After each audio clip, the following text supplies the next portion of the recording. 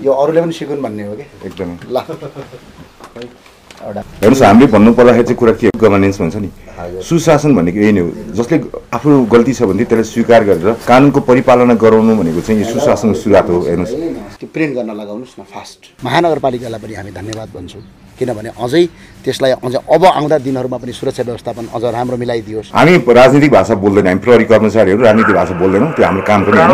हामी कर्मचारीको हिसाबले हामीलाई लगाएको र नियम नीति नियम कानुन अनुसार चाहिँ हामी गर्ने हो राजनीतिक भाषा हामी बोल्दैनौँ राजनीतिक पार्टीकोबाट चाहिँ जरिमाना चाहिँ नतिरेको कुरा छ त्यो चाहिँ निर्वाचन आयोगमा चाहिँ हाम्रो बोधार्थक आएको छ तर नियम कानुन अनुसार त्यो सिस्टममा गइ नै हाल्छ कसैले पनि अनुमति पाउनुहुन्न भन्ने कुरा हाम्रो कुरा हो र हिजो पनि हामीले त्यो कारवाही गर्दै गरेको कुरा चाहिँ सबैलाई थाहा नै छ कहीँ लुकेकै छैन राजाको स्वागतको लागि सिङ्गो नेपाल हिजो खनिएको थियो काठमाडौँ उपत्यकाभित्र कोही पनि बसेको थिएन केही सीमित दलाली तन्त्रका मान्छे बाहेक अरू सबै त्यहाँ उपस्थित देखिन्थे फोहोरभन्दा पनि अब खाएको पानीको बोतल